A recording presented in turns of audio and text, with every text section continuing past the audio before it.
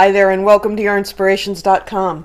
In this video we're going to take a close look at the Fair Isle Knit Capelet, knit in Patons Alpaca Blend bulky yarn.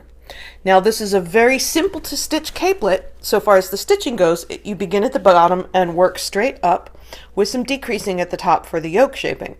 But there is some color work in it, and for those of you who are new to color work, I want to take a closer look with you and show you how to work on that. There are 3 separate color charts, and they're all drawn out for you here on the pattern. So I have made a small sample that we can work on. It's not quite as big as the entire capelet. So let's get started knitting color work in the round.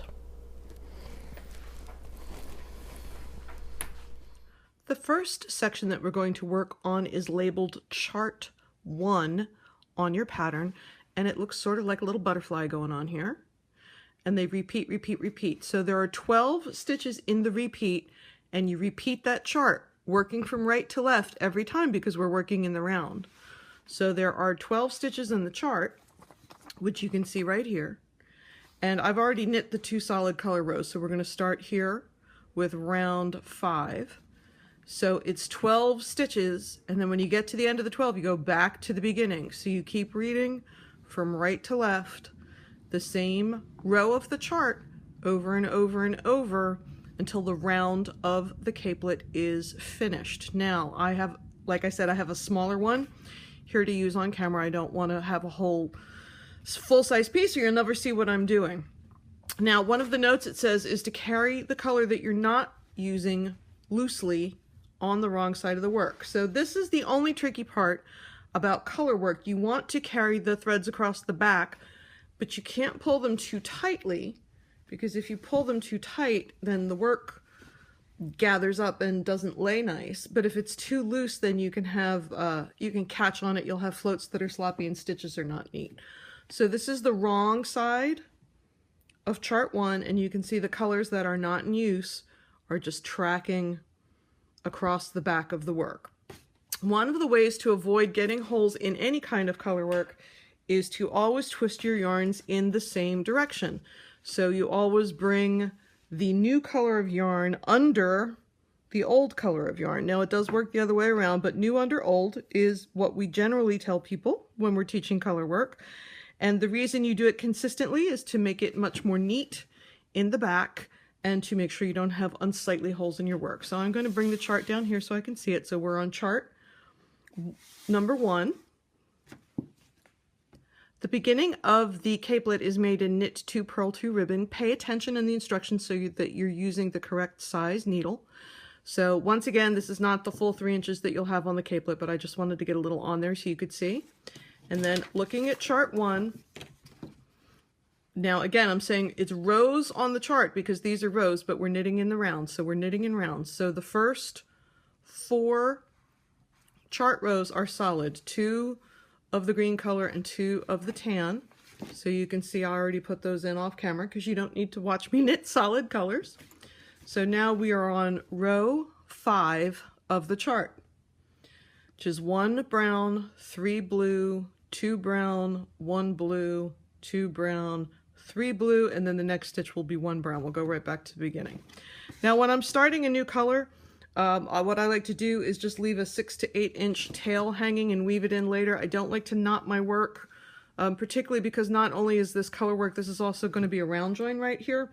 So I don't want to be crazy with making knots. So I suggest you just leave a long tail of yarn hanging. You can weave that in at the end before you block the piece. And you will also notice I'm using a stitch marker. Any kind of stitch marker will do. I am merely using it to mark the beginning of the round of knitting. So let's get started. So we have 1 of the brown. The yarn's already there because I've been knitting in that color. So 1 brown, and now 3 of the blue. Since I'm starting, I don't have the yarn to bring from anywhere. So once again, I'm just using a fold part way up. 1, 2, 3 of the blue. And now next I have 2 brown. So this is where new under old. So the old color is the blue because that's what I'm working in. And my new color is the brown. Make sure you don't have a tail like I just tried to do. Bring the tail under the blue, so bring the brown under the blue. Not too tight, but not too loose. Knit 2. 1, 2. Then 1 blue, new under old.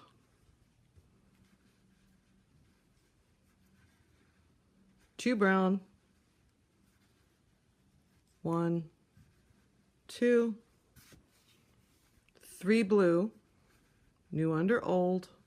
1, 2, 3. Now that's the end of my row of the chart. So I'm going to go back and start right here with 1 of the brown. Get my work going here. So 1 of the brown, so once again, new under old. 1 brown, 3 blue, 1, 2, 3, 2 brown, new under old. 1, 2, 1 blue,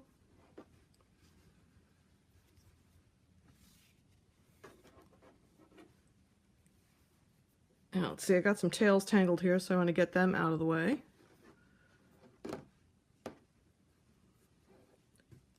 Two brown, 1, 2, 3 blue, 1, 2, 3. So once again, I'm at the end of the chart.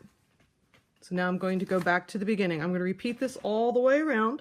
So I'm going to go ahead and finish round 5 off camera, and then I will come back and we will take a look at round 6.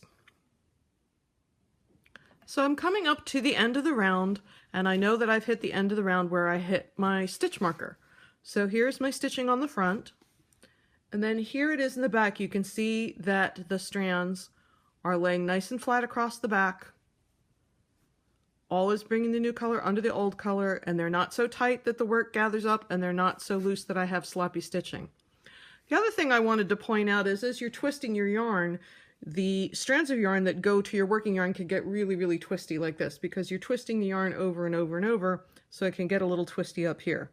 So at the end of every round or so, what I like to do is untwist everything. On the one hand, you'd rather knit than untwist, but I'm here to tell you if you get it so twisted that it's difficult to work with, you're going to get even more frustrated. So go ahead and take the time at the end of a round to untwist all of the twists in the yarn that leads to the skeins.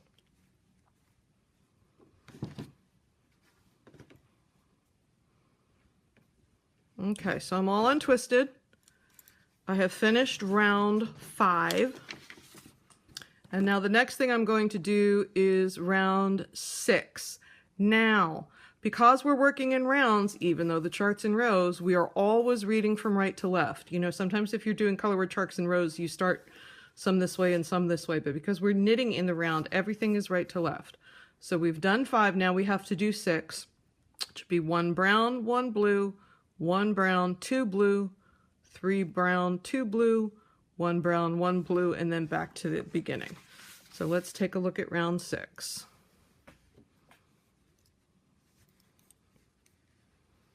Let's see, I'm going to start with brown. So 1 brown,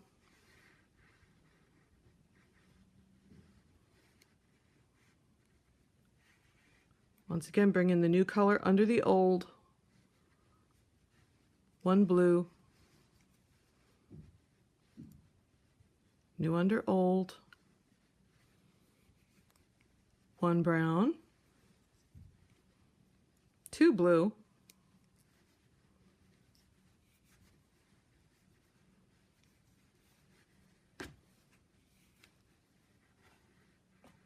and we have 3 brown,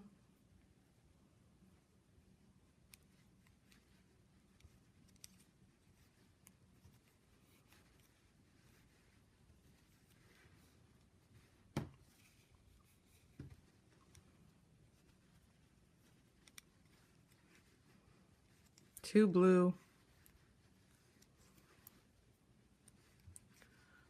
1 brown, oops,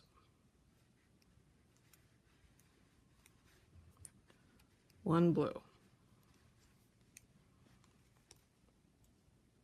Okay, so there's my second chart row. We're building up the bottom of the little butterfly wings. So we got down to the end, we had the 1 blue.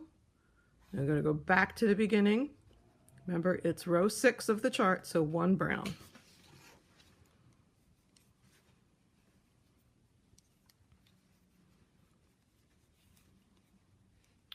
It's 1 brown, 3 blue. Pardon me, 1 brown, 1 blue.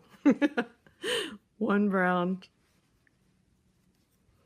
2 blue. Now, for those of you who are experienced in Fair Isle knitting, and if you want to, you can carry each color, 1 in each hand. So you're carrying 1 color in your right hand and your 1 color in your left hand, and that works if you are a continental knitter. But since I'm a thrower or a picker, depending on how you call that, it doesn't work for me, so this twisting method is the one that I use. And if you're a beginning knitter, this twisting method works just fine. 3 brown, 2 blue,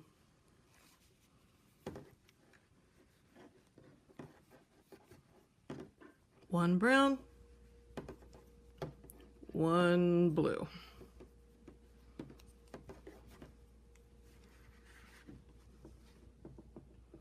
Now, as your pieces build up, you'll see the pattern begin to take shape. And for chart 3 in particular, when we get there, because that's many, many rows of chart, but also on chart 1 because it has 20 rows in it, sometimes what you like to do is cover the part of the chart that you're not looking at. And a lot of people were taught to go this way, so that we have finished 6, and then I would put my marker here so I would know that 7 is my next chart. Here's my problem with that. When I am looking at the piece that I'm working on and I want to make sure that my color stitches are lining up where they're supposed to, I can see the rows I've already done. The rows I haven't done, of course, aren't there yet. So if you're going to mark off the chart and use a cover to make sure that you're only looking at 1 row of the chart at a time, I prefer that you mark off, cover up the top. Because, so for example here, when I did my blue and then 1 brown and then 2 blue, underneath I could see that the 3 blues were already there. So I'm looking at those 3 blues and I'm looking at the chart and I know I have to go blue, brown, blue, blue. If you can see the row beneath you, it gives you a better idea that you are reading the chart correctly. So if you're going to cover up rows of the chart, so you're only looking at 1 at the time, cover up the rows you haven't done yet. So I'm going to go ahead and finish off this round 6, and then we're going to do round 7 together. All right, I've come up to the end of round 6. Now, going on to round 7, I'm going to move my little marker up here once so I can see the chart. And I can see that in the next round, I'm only going to use the blue and the pink color. So I don't need this brown for right now. Now, looking at the whole chart, that brown doesn't show up again for several rows or rounds. Rows of the chart, rounds of the capelet. So I'm going to go ahead and cut the brown, leaving myself a 6 to 8 inch tail that I can weave in later. And I'm going to do that because I don't want to pull the yarn up that many rows. If I was going to use it in the next row or round, that would be fine. But since I'm going to skip 1, 2, 3, 4, 5, 6, 7 until I need the brown again, I don't want it to track that far up. So instead of untwisting this like we did on the last round, I'm going to go ahead and make a little cut 6 to 8 inches down. Just cut it and pull the brown out entirely because I'm not going to use it for a while. So moving on to 7, I have that pinky rose color and I have the blue, and the blue's already here. So I'm going to leave that and add the blue, same way I did at the beginning by just pulling up a fold. Now, if you look at where the rounds join, it's really sloppy looking here. But the reason is because there's all these tail ends. So what I was saying earlier about leaving extra, when I weave those in, I'm going to manually tighten up the stitches. So don't worry if your round join does not look particularly attractive, particularly in an area when you're changing a lot of rows, because when you use your tapestry needle to weave in the ends, you can neaten that all up with the tip of the tapestry needle. All right, so let's take a look at 7, which is here. Move my row marker, of course, and I'm going to pull up the pink yarn. So I have 1 pink, 2 blue, 1 pink, 2 blue, 1 pink, 2 blue, 1 pink, 2 blue. So it's the same all the way around. And then again, we'll go back to the beginning. So this one's a very easy one to sort of get the hang of. Once again, I'm going to just leave that big fold at the beginning. I'll weave it in later, and it's okay if that round join is a little loose. And I'm going to go ahead and track the blue up from the row before because it was there. So 1 pink, 2 blue, new under old.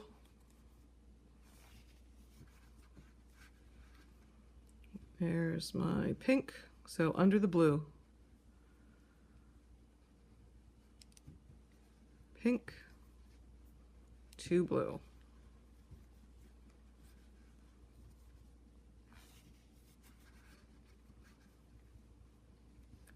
One pink, 2 blue, and I'm going to do this all the way around.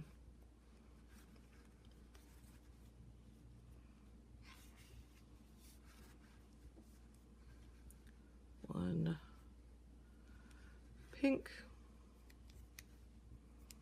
2 blue.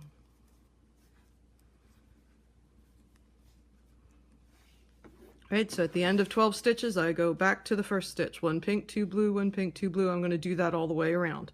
So that'll be round 7. I'm going to go ahead and do the rounds to the end of the butterfly. I'm going to do those off camera because I think you have the hang of things now. So I'm going to finish chart 1 off camera, which is all of these 19 knitted rounds.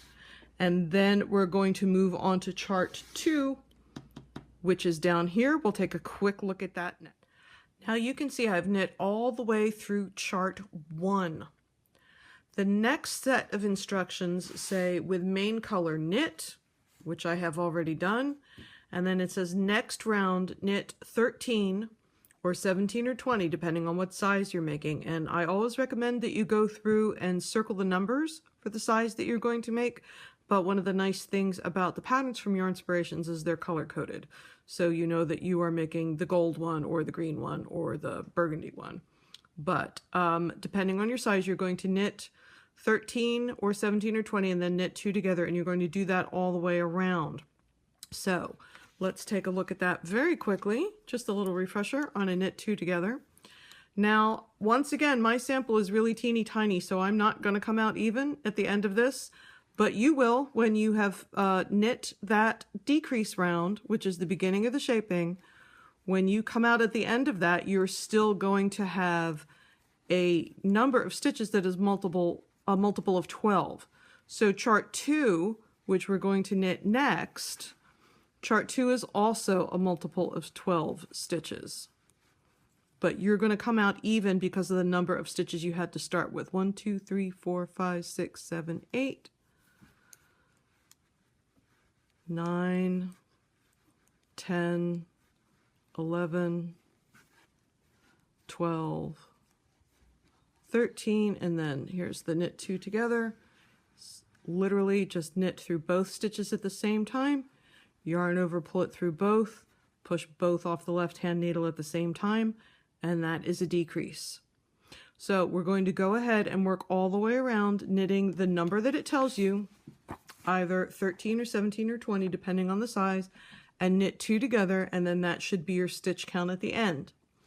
After we get that done, we're going to go down here to chart 2, and we're going to knit chart 2 starting with row 1 of the chart and working all the way up. Now you might notice here on row 1 of the chart and row 7 of the chart it's green, pink, and you're twisting after every stitch. You want to make sure that you don't pull too tight here. This is a round that is going to really want to tighten up. And also remember how I showed you how to untwist at the end of the round?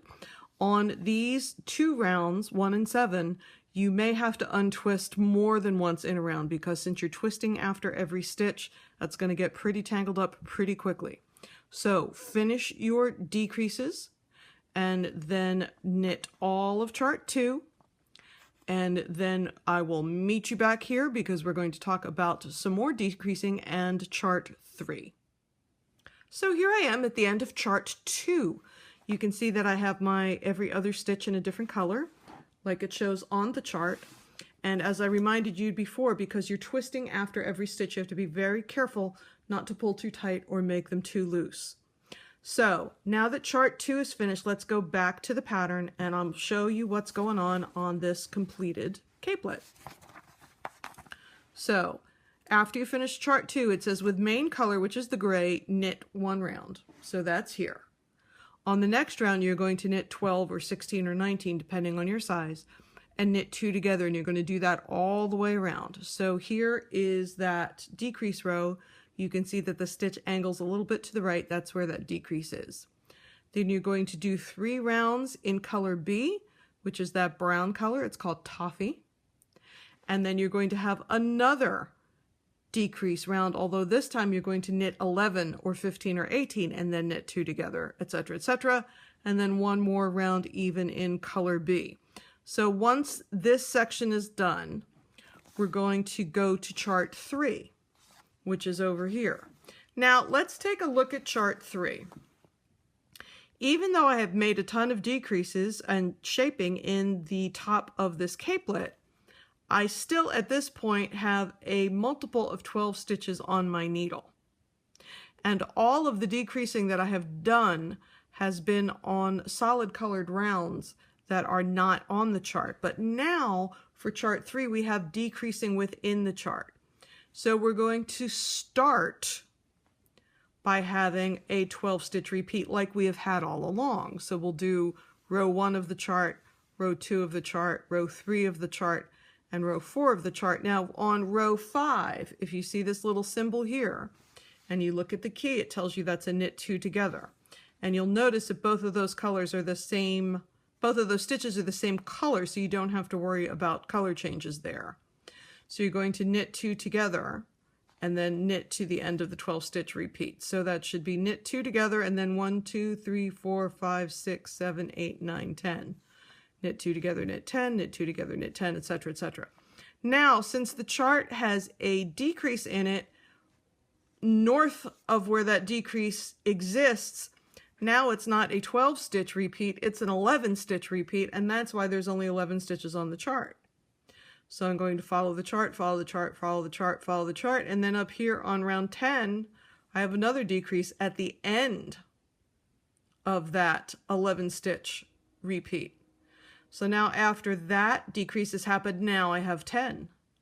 And then there's another decrease, and then I'll have 9, etc., etc., etc. So it is a little tiny bit fiddly to do decreasing in the chart, but we've made sure that it's always on a solid color row. We've made sure that it's written out very specifically. And the reason the chart looks so silly is so that you have the number of stitches in each round that you have gotten after you've done a decrease round. The other thing that I was talking about earlier about covering the rows and the rounds that you have not done yet, you can see that the center of the pattern repeat stays the same. That's why there are some decreases that are at the beginning of the chart and some decreases that are at the end. This keeps the whole thing from angling in one direction and messing up the center of your pattern. So if we look here, here it is on the actual capelet. And you can see that the decreases, where you see them, you can see them, they're little right angles, and they're in there, but you see they work right into the chart. So the flow of the design stays vertical. You don't have something hooking off to one side or another. So they have done all the math for you so that your charts line up very neatly. After that, after chart 3 is done, you're going to do a little bit more decreasing, and then you're going to change needle sizes. You need to change to the shorter ones because your long one won't work, and you're going to the main color, and you're going to work in knit 3, purl 3 ribbing, and that is going to make this lovely collar. And then bind off in ribbing, by which we mean bind off knitwise on the knit stitches and bind off purlwise at the purl stitches. So I hope you've had a really terrific time making this Colorwork capelet. And like traditional Fair Isle, you may have noticed that you only ever work with 2 colors at one time. So thanks so much for joining us for the Fair Isle Knit Capelet. I look forward to seeing you again soon.